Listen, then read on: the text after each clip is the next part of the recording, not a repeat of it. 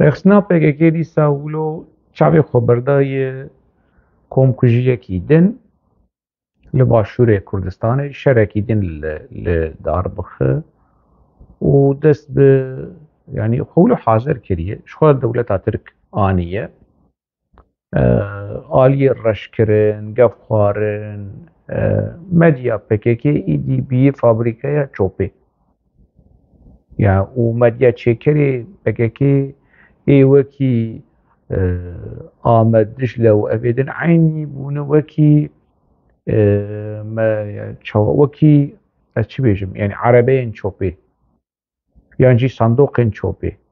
bi vî rengî ema devê wan vedibe çop jê dibarînîne ji bilî kar û marê xwe istixbaratî dikin lê ev faşîzma di nava civakê di bela dikin dîrekt di xizmeta dewleta Tirk de yê xortê me yê reben keçê me yê reben ê nezan ê ku bi wan tê xapandin dîsa wekî çîroka xendeka bi hezara kes hatin kuştin li Sûrî ji dêvla dewleta Amerîka û artêşa Amerîka zêdeterî 15,000 kes hatin kuştin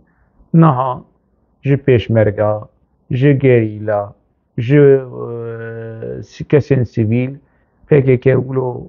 çavê xwe berdayê kuştina çend hezar kesî ka wê plana wê biçe serî neçe serî ev mijarekî din e lê ji bo ev plan here serî çi heye êzingê vî şerê hanoyî çi be dîsan kesên ciwan bin kesên temenên wan biçûk bîra mesela nabin wedî di vê vîdyoanê de di serxwebûnê de hûn vegerin bi seda bi nav bi dîrok hûn ê bibînin zarokên Kurda ku PKK wan kiriye çekdar tevlî PKK bûne û jiyana xwe ji destan di emrekî biçûk de ti zaroka bike çekdar ev sûcê şer ev cînayetekî şer e ev cînayetekî dijî mirovatiyê ye aliyên peywendîdar aliyên hiqûqnas ev kesên ku di van mijarêhanê de dixebitin dikarin rojekî ji roja li van erşîfên PKK vegerin doz li hemberî PKK vekin wekî rêxistinekî çekdar ku zaroka dike çekdar û zaroka berê wan dide mirinê û kuştinê ev ciwanê hane ev zarokê hane wedî fotoyê wî jî dît di serxwebûnê de Gulcan Dundar navê wî kot agirî 1976 hatî dinyayê sala 91 de tevlî PKK de temenê wî 15 salî 15 salî bî şervan bî gerîla bî çekdar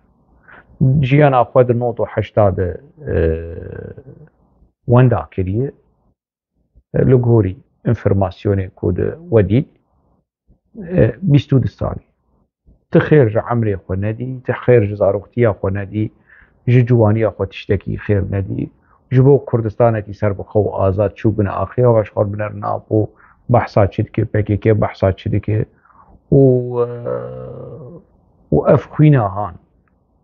ku rijiya ji em bêjin ji heştê û çara heta niha dibin navê rizgariya Kurdistanê û tevgera rizgariya û tevgera hemû mixabin ka gihaştkî derê ka çi ev gelê han yanî çi serxist heta roja îro aşê PKK ê derewa bi xwîna van ciwanê hanê tev digere û ji xwe serokê newewî rewşa wî jî halê wî jî yanî ez karim ji we bêjim wezê dibare bikim jî apo ne li Îmranî ye apo li deverekî gelekî parasî gelekî bi ewle ye û ew û xalanê xwe li ser me ji mêj dilehevkirine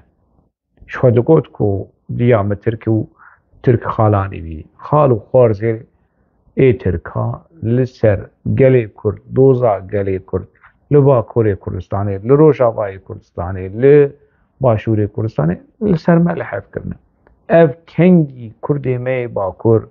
ev kesên ku li ser Twitterê yan jî li ser YouTubeê dijûn û xeber me ji ciyê xwe naşoxînin مجیه خوولو جاره کی نابرا خوولو ناسکنن وش خو بابا برسي هانش خو ناكن يعني كاما تشكي ما تشب دسخز آپولو كور ديروك لو كور ما أملكي دري بود ما تشد قد ونا هام تشد بيج اف لي وگرا هاني اف حساب خستنا هاني مخابن تني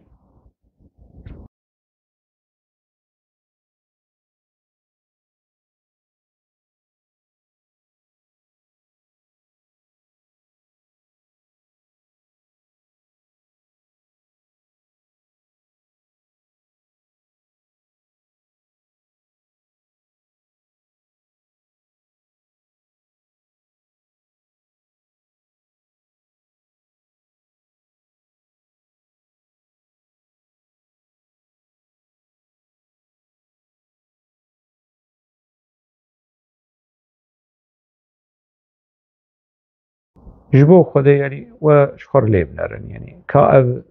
كاف حالي سروكا ياو كاف آبو خابو خوختي چه حالي يعني ايك اف فوتوي هاني نه فوتو مونتاجن والباش لي بنرن يعني بالراستي دوی قوناغا کو آپول شامی بو اف تشتين پر نورمالن تشتيش ولو خرابتر هنن تشتيش ولو قمارتر هنن افي هاني بفي حالي هان يعني چی بيجم نه ج شروانا فديدك نه شرواني كچ نه شرواني جد نه شرواني خود جوش خو فديناك از چوا بفي حالي هاني وكي سروكي كي وكي برپرسياره كي بچكي ريزي جرخصنا خور بگرم جهوالي خور بگرم حوالي خوي جنومير هماز ببيرنگي هاني زرناك انا ابا كوري قبول لكن سروكي كي ولو بفي حالي هاني تطبيقي دندري تيمار خاني دي اشتكي ولو دبياو اشتكي ولو دكبا عاقلي و اف هنرمند من هنرمند خاپوچی دیار و میار و ناوی بی چیه و پریچک نه دو پریچک سيدا پریچک نظام چیه اف استران على سر آپو بر الحالة آپو بنرن لفقري بي لشكلي بي لحالي بنرن كا وجا استران على سر بيتشيك بر جا هالبستواني واني حكيم صفقاني عمود دركبه وجنوب شخور فوتوي سروكي خوي نووي بنر وشتران وهالبست على السر بيتشيك او نافي بيتشي فرهادي مردي فبر فرهادي مردي دركب وبيج سروكي يا في حاله يعني انا ابو في حاله خاصتي ديروك اف ونين هان اف فوتوين هاني روشا ابو ديار كرن اف جبو ديروك بمين اف بگشتی آپو آلیگری آپو تطبیقی پان کسی هانه ده نفت تیمارخانه کی ده دجین ناوی پککی كوي يعني چه بهانه بدن في روشهانه يعني بيجن دنيا قرمه وديت يعني حمو شربان او ابو بكر جديد خليل عطاش جديد فوتو جديد خوياي حمو جليوان نورمال وكي انسانه نوكي دينا كوي چه بهانه جوان فوتو هانر ببینن او مش يعني اگر آپو شرم نکه یا اون يعني آپو یکی ببیرنگی جسروك كي نووي فيرنجي ما قيم شرم ناكن ونشوا حتى روجا إيرو يكي بفيرنجي هاني دفي حالة هاني دفي روشا هاني فشوا ولو بو سروكي نووي بو سروكي قليكور بو سروكي سرحردو بالحردو نظام شف افتشي يعني ورن شمر في مسألة هاني الشروع بك كسك نبجي تجي بري أبوشي أزبري أبوشي بو ما دفش في مسألة بردا اف 13-14 ساله من بدفش مسألة هاني بردا وز رخنه جي ديكم وز دزانم دما از رخنه ديكم مخوندي بپكك ناس كري ازانم چه مسألة اي لسر يوتيوب جاميرة كي اسپر رزيجير دقرم و اسپر قدري بي بريجي بحثاوي كريه ما مستا عند زيار عباس ولو جبوتا يعني ريز وسلاف وحسكرين جبر حياكو جهت لي اگر تهين الدربيسية بجي جبوت الرئيس وسلاف اگر ت لألمانيا بجي بيقولي مبيست لألمانيا يعني. كومنتكي نفساندية كومنتكي ولو تشكي رخنية وبتشكي ريكلامو بروباغندا PKK و آپو دکه و چوا دکاری باندور لگل و لجواکه و چتیم بگیرن گرد ما مستعب است مبریشی گوتی هستی سر دوباره دکم دو کس ایل دربیسیه کجو کتله یا PKK جاری گرین PKK ایکو براستی مجوان فیده کر تی یک جوان بود ایدن ما مستعوجی اندسیار برزانیه موسا تویشی نازدکه وین هر دو دماکو از وکی اکتیویستکی وکی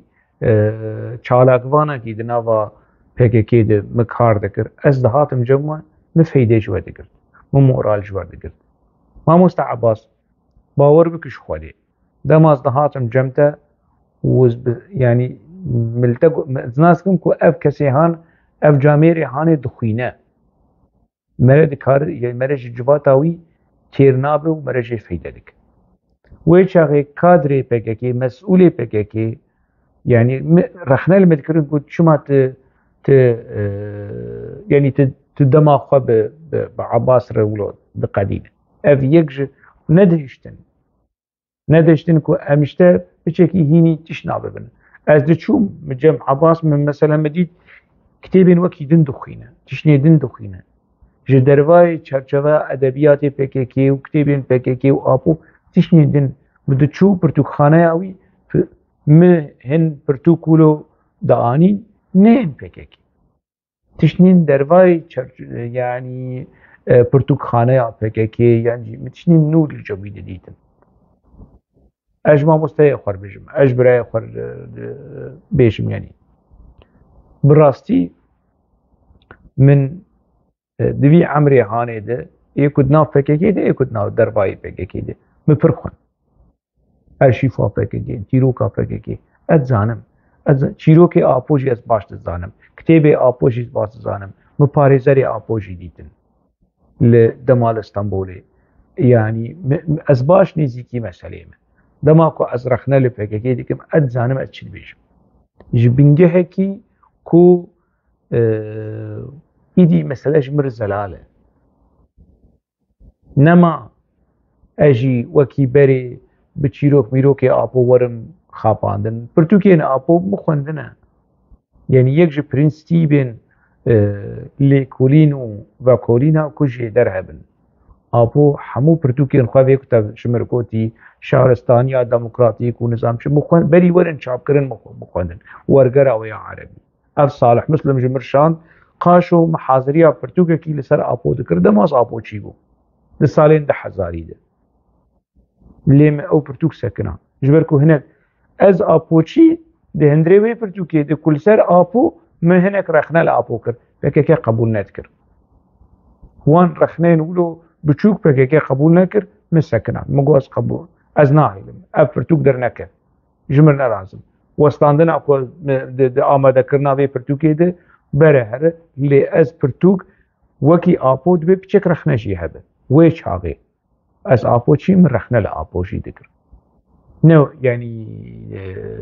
وام مالبات تمن نازلك يعني وكي مالبات وكي يعني سر آستا مالباتي سر آستا تاككستي لناوا غير يخصنا هاني ده ما عملي خواندا كري ام زانن دماكو از رخنا الPKK جي دكم تشتكي ولو تشتكي شخصيتنا يعني PKK كسكي جمع مالباتا من نكشتيه تشتكي ولو زرر وزيانه كي مزنك جهاندي ما لي جهاندي قال جهاندي دوزا منوتا جهاندي نتويا ما يا كرد جهاندي ديرو كما حتى روجا ايرو بمجيه زارو كي مدليزه بدستي PKK بي بهاتانا يخو بجهاندانا شيرزاد لايته بمجيه مبليستانا ويبشاندانا تشيت عمركي بچوكده لي مالا خودي آوا لاويته ومالباطاته نبون قربانيين ريكلام و پروپاگاندايا ارزان و درو آرخصنا PKK جبري خو فهم بك از براي تيب شوكم تجمع مستر خدي عمري تدريش كي سباج رخنا انتر لي از دما رخنا لبككي ديكم اتزانم اتشتبيجم از به پرتوکن پککی و دروشمه و اف چیروکن آپو و زمان آپو اف تنظیراتی وی اف تشتنوی تیوریک مخوندنه وز زانم دم از رخنه لآپو دکم دم رخنه لپککی دکم تشتکی شخصیتنه همو گریدای دوزا کرده همو گریدای مافی کرده گریدای جواکا کرده کو بیر و بوچونن رخنه ای هستن رخنه‌ای، گوتنا رخنه‌ای، نرینا رخنه‌ای، رامان رخنه‌ای دناوا گلی کرد گش ببه. ام جوی تونلا کناوی پککی درک هبن. ام جوی زندانا کناوی پککی درک هبن. جیان لدروای پککی جی هیه. آزادیش خوش دروای پککی. اندامین پککی. ایکو دفش پککی بردانه کی وگریای جبو برجواندین ارزان وگریای. ایکو طعم آزادی خواریه لدروای پککی و دیسا وگریای نوا وی رخصناهانه چبه سریوی مستحقی ویه براستی از دبیجم اجبرکو از ناز دکم جهندرو جدربا اف رخصتن چیه نه تنی ستران و درشمو و چیروکن بشیره ملا تنورا صارو بیدنگ و بخوینه همهمی و اف سترانين هاني مثلا نولويه مثلا نا برتوكين ابو اي كو جزندانين تين كود بندستين ميتير درباس دبن نا وجهاش هاتن ورقراندن وهاتن جمده وتخوندي وتجمر بحصاواندك ما مستعباس ديسا ريزو سلاف جبو نريناتا سپاسي جبو نريناتا و خمناك بمين ابوش و بارسنا بك كيجيبك خمناك نوين وكخه من قلت يور يعني بفو وكمه اش كسي ناخواسم بفو وكمه از نرينا خود بجم از خودي نرينا خمه برپرسياري نرينا خمه شمشت كسي تنا وجداني خور حدكم قلتنا خود بجم جعلي مش كسي ناشكي وحتى اجمبي ازي دوزا قلي خب باريزم بابي من جري دركبه ازي رخنا لبابي خبك يعني دما كنت مناسكر از تمنكي بشوك دبوم لدربيسيه لانها دنيا هاتي قهرتن ما مستعباس اب عمري هاني نولو شو مخوان ام بتشكين سر خوستيان تل دربيسيه دخوان اجل من الدرب اخوان متيرا اخوان بقاسي قرانيا اخوان زيدتر دقات سيخات مخوان ويج ديروك فلسفة بوليتيك مخوان ما في عمري عاند دخوندني دقت عندما قدنا فككي دبومجي ما كار دكر بي عمري بتشوكجي ما دخوند پشترجي كاري ما أبا از بخوينم لازقي هاشت مقونا كي إيدي نتاني خوندن إيدي از بهلم خلق تشتي من بخوينن بزماني كردي به بزماني عربي به بوليتيك به ويج به إيدي نتاني از تشتي خلقي بخوينم خلق ایدی تشتیمه بخوینم دیسا سپاسیش بو نریناتا سپاسیش بو حلوستات از ناتکم تشدلکی کردواری حتی ترکلاما پککیشی بکه تپروپاگاندایا پککیشی بکه تجهست و دلکی کردواری دکت نه او کسی دوگماتیک استناست کم یعنی تل دربیسیه جیبو تنه دوگماتیک بو کسی که لیبرال نرم بو نهاجی دما تپارسنا پککی دکه تكسكي ولوية كسين وقتها دنوا فككيده أدمقي بركي من سرتليان تجمر أب كسين آليجر أذي كو كاربه مرد كارب ديالوج بيه بوان بك